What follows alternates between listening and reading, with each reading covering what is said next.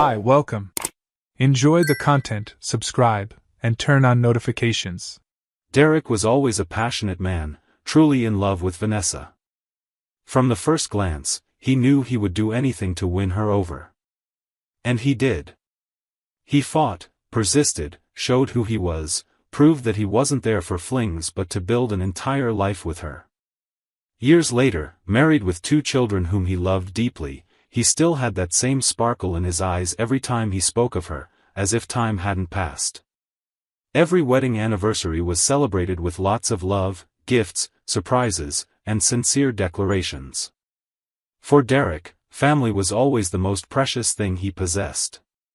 And it was precisely because of this that, on that day, he decided to do something special. The plan was simple but full of meaning. He left work early, stopped by her favorite flower shop, and picked out a bouquet that he knew would make her smile. Then he went to a store and bought a piece of jewelry he'd been eyeing for weeks, something he knew she would really like. He grabbed a bottle of wine, stopped at the bakery, and picked out the cake they always bought on special occasions. In his mind, everything would be perfect. He would arrive home as a surprise, hug her, tell her how much he loved her and how she was the best thing that ever happened to him. Then they'd celebrate another year of marriage, just as they always did.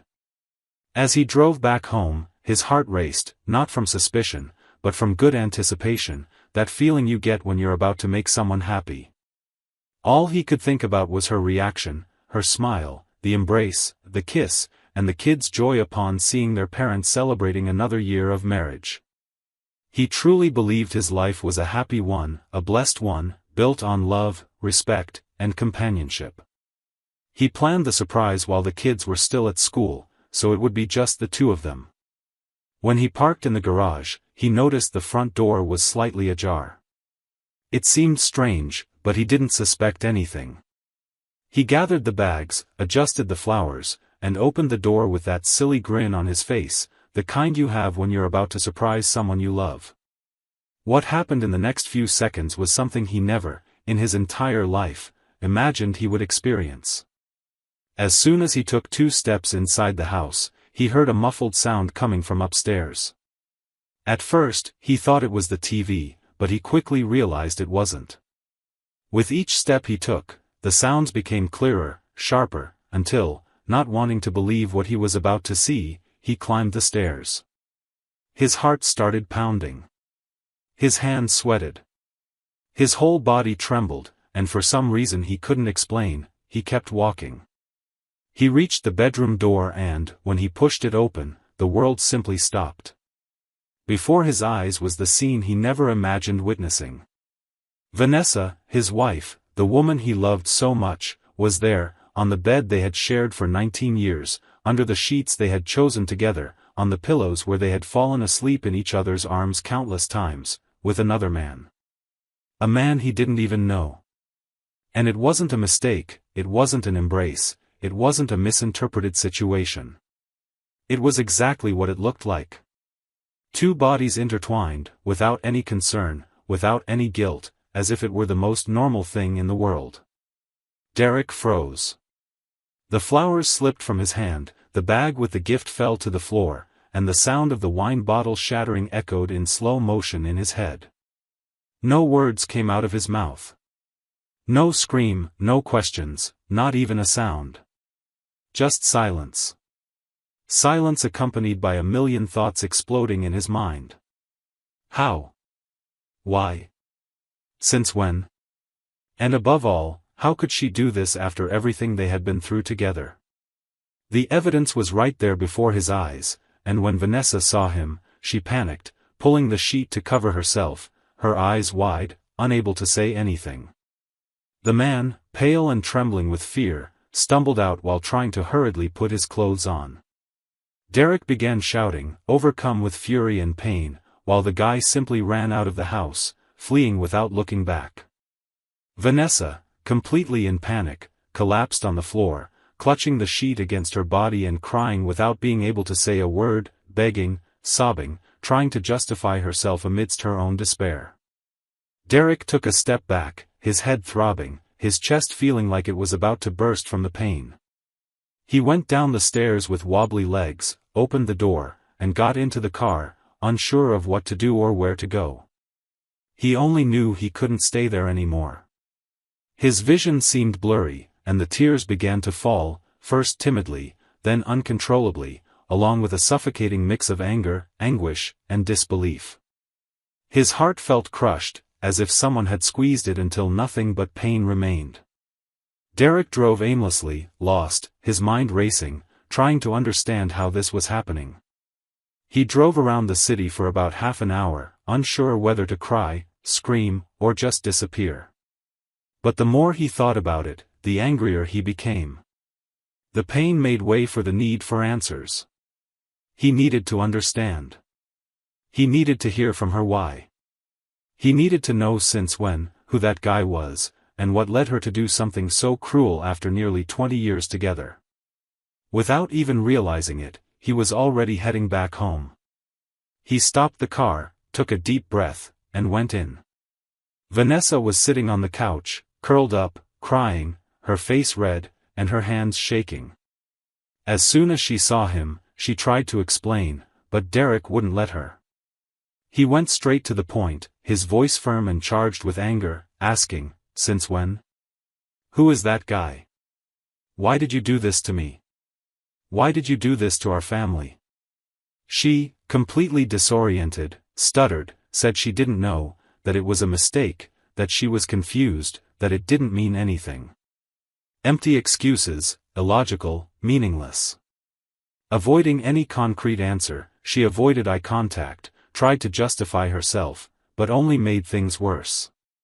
Derek clenched his fists, trying to control himself, trying not to completely lose his mind. It felt like he was talking to a stranger, someone he never imagined knowing. After a few minutes, he realized there was no point in staying there anymore. She didn't have the courage to admit anything, nor to tell the truth. That was the last straw. Without saying another word, he went upstairs, grabbed a suitcase, threw in some clothes, documents, whatever he saw, and came back down. He passed through the living room, looked at her one last time, and with a choked voice, simply said, "I'm leaving. Today. And I'm not coming back." He left, slammed the door, and at that moment, the only certainty he had was that that house would never be his home again. And that woman would never again be part of his life. Derek woke up on the couch at his friend Mark's house. His head throbbed, his whole body felt crushed. He barely managed to sleep, and in the few hours when sleep came, he only relived that cruel scene repeatedly. The more he thought about it, the more impossible it seemed to believe that all of this was real. What had he done to deserve this? How could someone he dedicated practically half his life to destroy everything so cowardly? He tried, in every way, to find answers within himself, but none of them made sense. And if that wasn't bad enough already, it got even worse when he realized he had to face another pain, the absence of his children. For the first time in his life, he woke up without hearing Megan calling for her dad, or Blake running around the house asking for help with something. A silence that seemed to scream inside him. It tore apart any remaining hope. But even without strength, he knew he had to make decisions. After all, this chaos was now part of his life, and pretending it was a nightmare wouldn't change anything. Late in the afternoon, he took a deep breath and decided to reach out to the kids. He couldn't imagine they didn't even know what had happened. He sent messages, tried calling, and when he finally managed to talk to Megan, the blow hit even harder. She answered dryly, coldly, distantly. She said she knew about the situation, but it was his fault.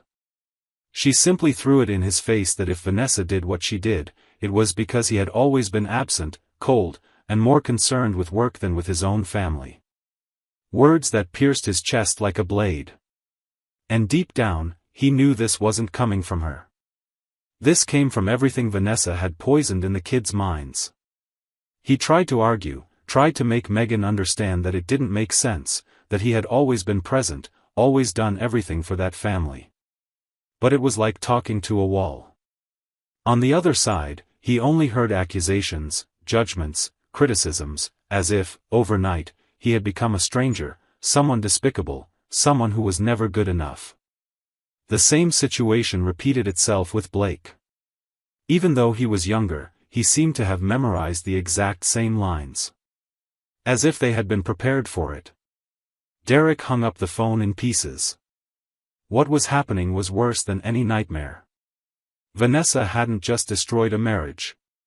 She had destroyed an entire family.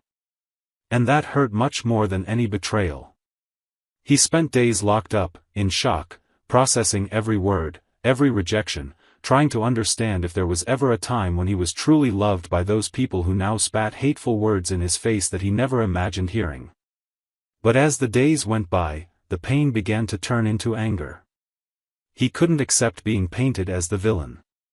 He couldn't accept that an entire history of dedication was being reduced to lies constructed by someone so deceitful. And that's when he decided to react. He began gathering documents, evidence, payment records, old messages, everything that could show who he really was within that house. He consulted lawyers, understood his rights, and prepared for what would be the toughest battle of his entire life. Meanwhile, Vanessa continued playing her game. On social media, she posted smiling pictures, pretending everything was fine, as if nothing had happened. Pretending to be the perfect mother, the warrior woman, the wife betrayed by a cold, absent, and insensitive man. And to Derek's surprise, many people believed this version. Her friends, relatives, even people close to him started distancing themselves, as if he were, indeed, that terrible man she described. It was as if, suddenly, he had become a monster that never existed. The divorce hearing was scheduled. And if he thought it would just be the end of a marriage, he was completely wrong. It was there that he realized Vanessa was willing to go much further than he imagined. She asked for the house, demanded an absurd amount of alimony, wanted the cars, the savings, and, as if that weren't enough, demanded full custody of the children. She claimed he wasn't emotionally capable of being a father, that he had always been absent, that he had never been a good example, and that the children were better off away from him. Derek listened to all of this in silence, holding back as much as possible to avoid exploding. But inside, he was shattered. It was as if every word she said was another stab. And the worst part was seeing that Megan and Blake were there, on her side, confirming everything. As if he were, indeed, a stranger, an intruder, someone who didn't belong to that family. The pain he felt that day was indescribable. A pain that can't compare to anything else. And for the first time, he felt something he never imagined feeling, the sensation of being completely disposable. In the days that followed, Derek realized that insisting on maintaining any ties in that scenario would only prolong the suffering. So he made a drastic decision. He sold what he could, quit his job, transferred his position to another branch in a distant city, and left. Without looking back, without warning, without leaving a trace. He packed what was left of his dignity and walked away. He needed to start over. He needed to rebuild himself. Because there, in that place, in that environment, in that scenario, only ruins remained. Upon arriving in the new city, he decided he didn't want to hear from anyone anymore. He shut himself off. Cut off all contact with the past. He became a cold, distant, dry man. He focused all his energy on work, leaving no room for friendships, relationships, or connections. Everything he once believed in, about love, family, and loyalty, had died. And inside him, only one certainty remained: from then on, he would never allow anyone to hurt him that way again. 7 years had passed since the day Derek left everything behind. 7 years where he rebuilt his life from scratch, in a city where no one knew his past, his scars, or his ghosts. And even though his heart had been broken in ways that seemed irreparable, life, in a very unexpected way, placed someone in his path capable of healing wounds he believed were incurable. Olivia appeared without him even looking. A strong woman, generous, with a lightness that contrasted with all the pain he carried. Someone who also had her own traumas, her own battles, but who saw more in him than just the wounds left by the past. At first, he resisted. He tried to push her away in every way. He avoided conversations outside of work, refused invitations, locked himself in his own world as if believing love was a trap he never wanted to be part of again. But Olivia was different. She didn't insist, didn't force it. She was simply there. Present, attentive, with a patience that, little by little, dismantled every defense he had built. And when he realized it, he was smiling without noticing. He missed her without wanting to admit it. And when he realized, he was completely in love. Their relationship grew with a naturalness he never imagined experiencing again. And a few years later, their love was crowned with the arrival of Chloe, a girl who brought Derek a kind of love he had never experienced. Taking care of that child, watching her grow, hearing her call him Dad, brought back a part of him that he thought had died. For the first time in many years, he felt like he was exactly where he should be. He had a wife who truly loved him, a daughter who was the light of his life, a house full of love, and a home that, now, finally made sense. And it was just when everything seemed finally peaceful that, on an ordinary afternoon, his phone rang. An unknown number. For a second, he thought about ignoring it, but something inside him made him answer. And on the other end of the line, a voice he knew very well. Megan. The daughter he hadn't seen, hadn't spoken to, hadn't heard from since the day he decided to leave and start his life over. Her voice was shaky, nervous, insecure. There was a heavy silence between each word, as if she were trying to gather the courage to say what she needed to say. And when she finally managed to speak, she said something that made his heart race in a way it hadn't in a long time. She said she was about to get married. And that, if he accepted, she wanted him to walk her down the aisle. For a few seconds, Derek didn't know what to say. It was as if the entire world had stopped around him.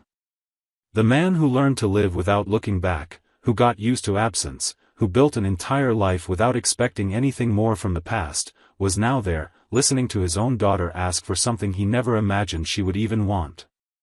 He took a deep breath, and before he could respond, Megan started crying.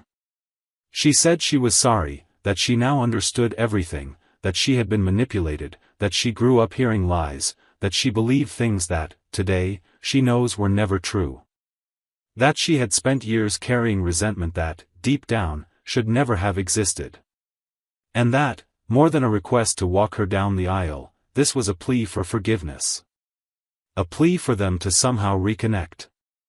Derek stayed silent.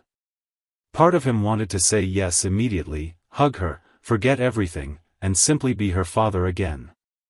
But another part remembered everything he had lived through, everything he had suffered, the wounds that were still there, open, throbbing.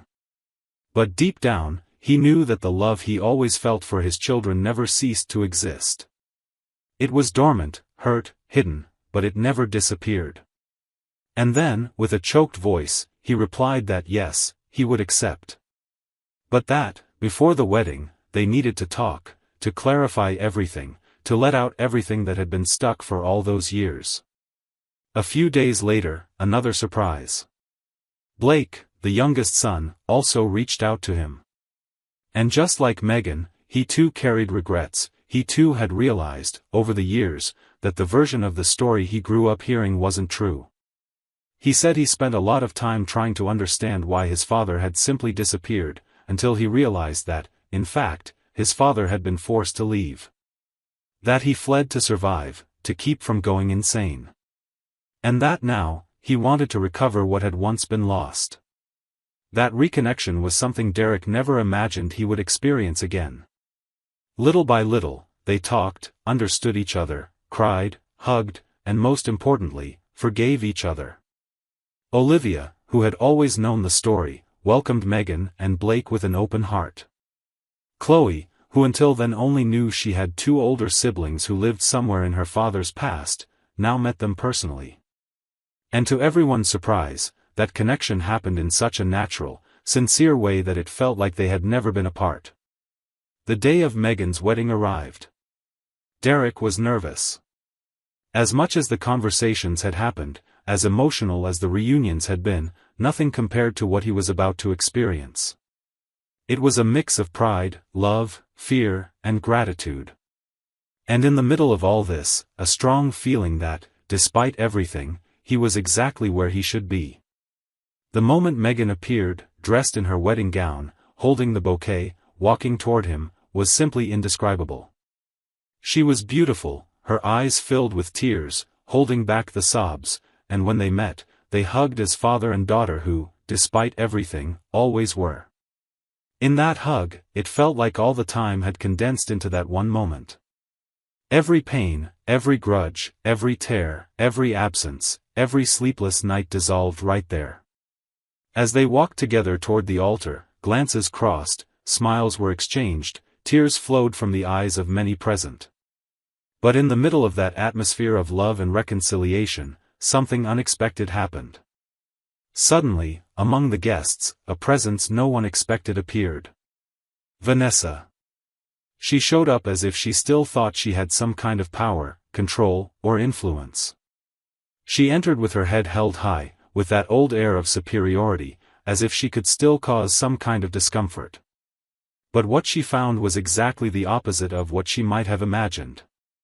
No one stopped to look, no one was shaken, no one even stood up to ask what she was doing there. Megan, upon noticing her presence, looked directly into her mother's eyes and, with all the confidence in the world, simply said, "You don't belong here. You made your choice, and we made ours." Vanessa was speechless. For the first time, she seemed not to know what to do. She looked at her children, who didn't even return her gaze. She looked at Derek, who remained with a firm posture, holding his daughter's hand, showing that, there, she had no more power, no importance, no relevance. She tried to say something, tried to justify her presence, but Megan was direct. She said that this was her day, that this moment belonged to those who truly contributed to building her life. And that if Vanessa still had any respect for her, she should leave. With no way out, embarrassed, ashamed, she simply turned around and left, perhaps realizing for the first time that the control she once thought she had over that family, simply no longer existed. The ceremony continued, with even more emotion, with even more love, with even more meaning. Because on that day, everyone there understood one clear thing: love, loyalty, respect, and forgiveness will always be stronger than any lie. And when a family is built on truth, neither time, nor pain, nor anyone can destroy it. A few weeks passed after Megan's wedding. Life seemed to have finally found the balance Derek had been seeking. The reunion with his children had filled spaces within him that he believed would never be filled again. Until Derek's phone rang in the middle of the afternoon. When he saw Blake's name on the screen, he answered immediately.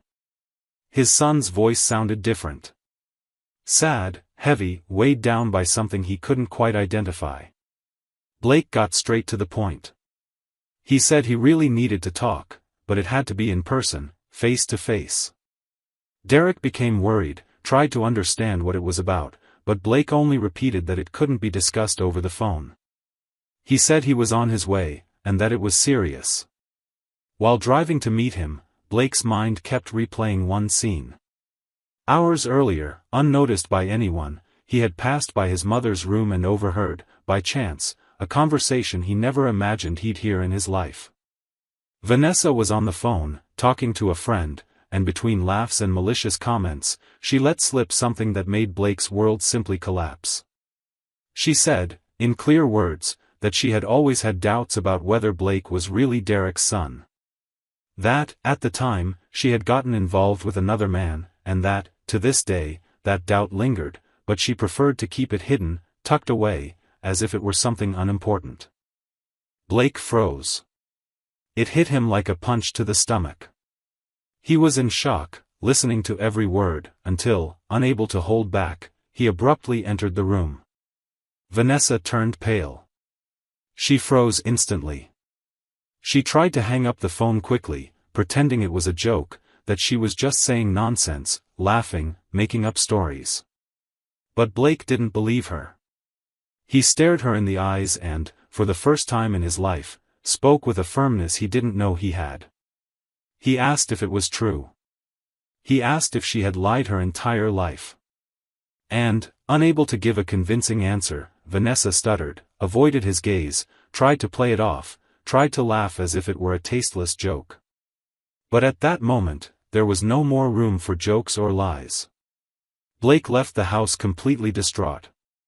He got in the car and thought of only one thing: finding his father. Because if there was one person in the world he needed to talk to at that moment, it was Derek. When he arrived, Derek immediately realized something was very wrong. His son was pale, his eyes full of tears, holding a whirlwind of emotions that seemed ready to explode. Blake took a deep breath and told him everything, hiding nothing. He recounted exactly what he heard, word for word. And upon hearing it, Derek felt his world collapse again. It was as if a wound he thought had healed was brutally ripped open. A deep, cutting, suffocating pain. But even with his chest tight, he held back his emotions, looked into his son's eyes, and, before any thought could take over, spoke without hesitation: "Yes, you are my son. You always have been and always will be. This has never been in question for me, and never will be." But Blake was too shaken. Even hearing that, even knowing his father's love, he felt he needed answers, needed something concrete, something to end this anguish. And then he said he wanted to take a DNA test. Derek, without thinking, replied that there was no need, that it was unnecessary, that he didn't need to prove anything because nothing would change what they were. But Blake insisted. He said he needed it, that only then would he be able to understand everything he was feeling, that this wasn't about love, it was about clarity, about facing a ghost that was now part of his life. Faced with his son's insistence, Derek took a deep breath, held Blake's hands, and responded that if it would bring peace, then they would do it. And so they did. They went to the lab together. They filled out forms, collected samples, and left carrying the weight of waiting through the longest days of their lives. Each passing day felt like a month. The anxiety, the fear, the insecurity, all mixed together. But at the same time, Derek continued his routine calmly. He was determined.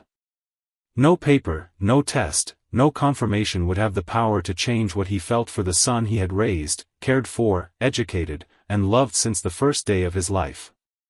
When the results were ready, they opened them together. And there it was. What they both suspected deep down was now written, sealed, indisputable. Derek was not, biologically, Blake's father. The confirmation hit like a bomb. Blake broke down. He cried like never before. It was as if, all at once, the foundation he believed in had crumbled. The pain was suffocating.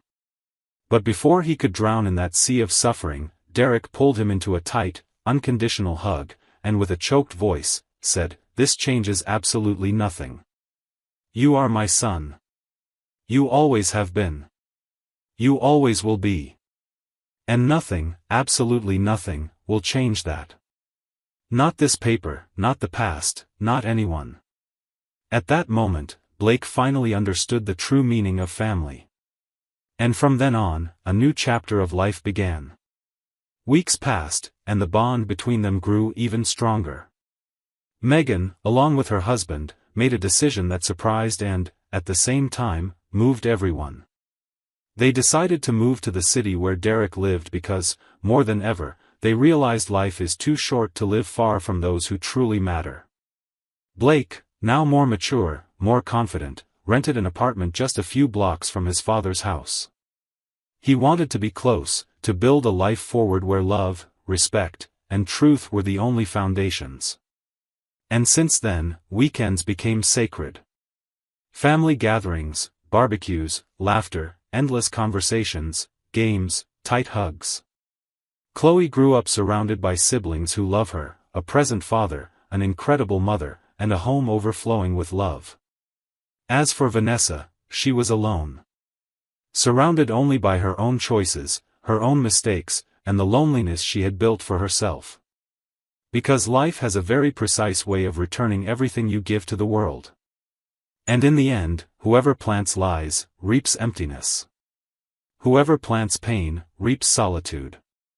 And whoever plants love, reaps exactly what Derek, Olivia, Megan, Blake, and Chloe live today, a full life, full of love, complicity, and peace. Suspicious of your wife or daughter-in-law? Don't go through what we saw in the video. Check the link in the comments and get the ebook with valuable tips and investigator-approved sites to clear your doubts. Thank you for watching the video. If you enjoyed it, don't forget to subscribe to the channel and turn on notifications so you won't miss any updates. See you next time.